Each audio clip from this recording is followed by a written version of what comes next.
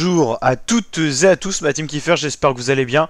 Pour cette nouvelle vidéo, on se retrouve pour parler de la Coupe d'Afrique des Nations, le match de la soirée, Maroc-Afrique du Sud, dernier huitième de finale de cette Coupe d'Afrique 2023-2024, le Maroc favori face à l'Afrique du Sud, les Marocains demi-finalistes de la dernière Coupe du Monde de football au Qatar, qui avait d'ailleurs été battu par l'équipe de France. Le Maroc était donc favori de ce match, cote de 1,55, l'Afrique du Sud, cote de 8,50.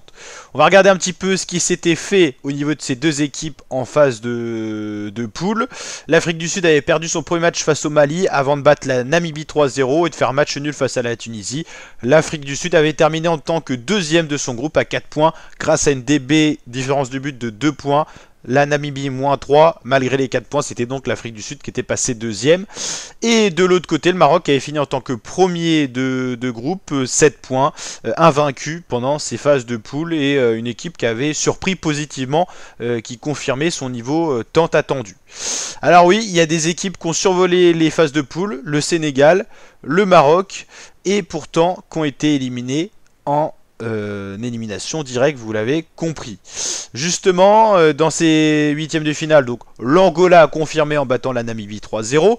Le Nigeria a également confirmé en battant 2-0 le Cameroun. La Guinée équatoriale, qui avait fini première de son groupe, s'est fait sortir par la Guinée à la toute dernière minute.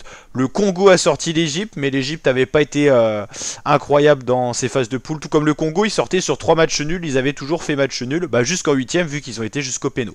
Le Cap-Vert avait surpris positivement en termes de niveau lors des phases de poule. Ils ont confirmé en huitième. 1-0 face à la Mauritanie. Le Sénégal qui avait été impressionnant, les Lions de la Teranga en phase de poule se sont fait sortir au pénalty face à la Côte d'Ivoire qui eux avaient déçu en phase de poule. Ils avaient failli être éliminés en tant que peut-être moins bon troisième. Finalement ils ont passé dans les 4 meilleurs troisièmes. Le Mali a battu le Burkina Faso et vous l'avez vu, l'Afrique du Sud. On va résumer un petit peu ce match. Je peux pas vous montrer les images, j'ai pas les droits d'auteur. En gros ce qui s'est passé, c'est qu'on a eu une première mi-temps très fermée de part et d'autre. On a tout misé sur les défenses qui sont les styles de jeu de ces deux équipes. Les Lions de l'Atlas, le Maroc qui a réussi à aller en demi-finale de la Coupe du Monde grâce à une défense solide qui a concédé peu de buts. C'est d'ailleurs ce qui a été la recette de ces phases de poule pour le Maroc. Du côté de l'Afrique du Sud, après avoir encaissé 2-0 face au Mali, ils ont eu une défense très costaud tout au long de la compétition. Les deux matchs de poule qui sont passés et ces huitièmes de finale. L'Afrique du Sud a marqué le premier but sur une erreur défensive quand même marocaine avec une très belle action, beaucoup de rapidité de jeu, vraiment une fluidité dans le jeu. Ils sont capables d'avoir une ou deux occasions, mais ils courent tellement vite et ils sont quand même plutôt précis dans les relances et les passes, que ce soit relance du gardien sud-africain qui est incroyable, mémorable dans toutes ses parades. Il n'a pas besoin de faire de parades, un peu plus aujourd'hui quand même, un peu plus ce soir face au Maroc qui a quand même attaqué avec plusieurs vagues, mais le gardien a été impressionnant, lui qui joue en première ligue en Afrique du Sud, qui est dans une des meilleures équipes du championnat, donc il fait en moyenne 1 ou 2 arrêts par match. Mais en tout cas, il sait être efficace et c'est ça qui fait un grand gardien. En tout cas, pour l'Afrique du Sud, premier but marqué dans le jeu et le deuxième but, c'est une faute obtenu pour l'Afrique du Sud sur une très belle relance une fois de plus, rapidité de jeu, un coup franc qui a été marqué, un coup franc sensationnel qui a été marqué, qui sera certainement un des buts de cette compétition.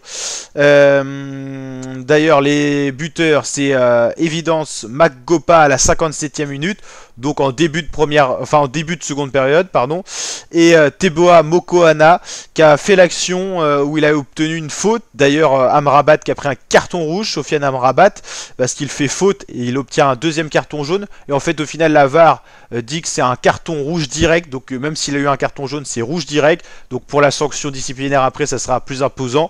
Carton rouge parce qu'il est dernier défenseur et il fait faute sur Mokoena qui fait une très belle contre-attaque sur une superbe relance d'Afrique du Sud, donc de ses partenaires.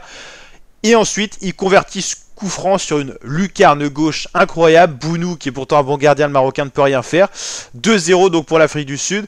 Et un des faits du match, c'est que il y avait eu un penalty obtenu par le Maroc juste avant le temps additionnel, donc vers la 86e. Et c'est Achraf Hakimi qui l'a tiré. Il a tiré sur la barre. Le gardien a été battu, mais le penalty était donc hors du cadre barre et donc penalty qui n'a pas été converti. Ça a peut-être été le tournant de ce match. Le penalty serait rentré, ça aurait fait un partout, ça aurait tout relancé. Et finalement, l'Afrique du Sud, avec ce destin incroyable, s'en va vers les quarts de finale et rejoint qui en quart de finale? Ils rejoignent le Cap-Vert, qui sera donc le dernier quart de finale donc, qui se jouera. Là, il y a une petite pause, donc mercredi, jeudi, il n'y a pas de CAN. Et Nigeria-Angola commence vendredi 2 février à 18 h. Week-end chargé, vu qu'on a le tournoi destination qui va démarrer de rugby sur la chaîne YouTube. Donc Nigeria-Angola, c'est l'entame des quarts de finale. Le Nigeria qui reste sur un très beau score 2-0 face au Cameroun. L'Angola 3-0 face à la Namibie. Donc deux équipes en confiance qui ont fait des très belles phases de poule. Hein. C'est pas surprenant de les voir là. Le Nigeria qui n'a pas été battu en phase de poule. De l'autre côté, l'Angola qui n'a pas été battu non plus en phase de poule. Donc c'est pas surprenant de retrouver ces deux équipes qui ont fait un sans faute, on va le dire, dans les phases de poule. Donc même s'il y a eu certaines surprises, Nigeria, Angola font partie de la continuité, de la régularité. Congo-Guinée. Le Congo, on l'a dit, qui n'avait pas marqué les esprits parce qu'ils n'avaient pas pris de 3 points dans cette compétition. Ils ont fait que des matchs nuls. Le Congo qui jouera donc la Guinée. La Guinée qui n'avait pas fait une phase de poule sensationnelle, que 4 points d'obtenus. Mais ils sont quand même en quart de finale, en ayant sorti la Guinée-Bissau.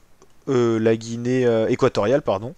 Et Mali-Côte d'Ivoire. La Côte d'Ivoire qui a été très décevante en phase de poule. Pour l'instant, ils ont montré un tout autre visage et je pense que les Ivoiriens à domicile doivent être contents. Et le Mali, eux, ils avaient fini premier de leur groupe sans être sensationnel. 5 points, c'était le ratio le plus faible. Cap-Vert face donc à l'Afrique du Sud. Deux équipes qui ont surpris positivement pour l'instant dans ce début de compétition. Donc voilà, on connaît maintenant les affiches de tous les quarts de finale de cette Coupe d'Afrique des Nations. Ça va se mettre à jour bientôt.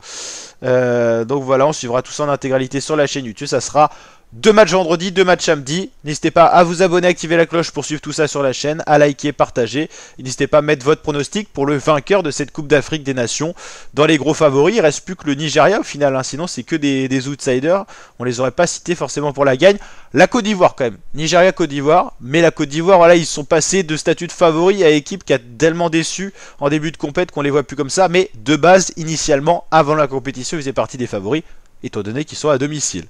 En tout cas, hâte de voir ces quarts de finale. Très belle Coupe d'Afrique qu'on suit sur la chaîne YouTube. C'est très agréable à regarder. Il y a du très beau jeu, des très beaux coups francs, des très beaux tirs de loin, de la technique, de la rapidité. Et voilà, donc n'hésitez pas en tout cas à nous rejoindre pour kiffer ensemble. Et je vous dis à très bientôt ma team pour de prochaines vidéos. Ciao.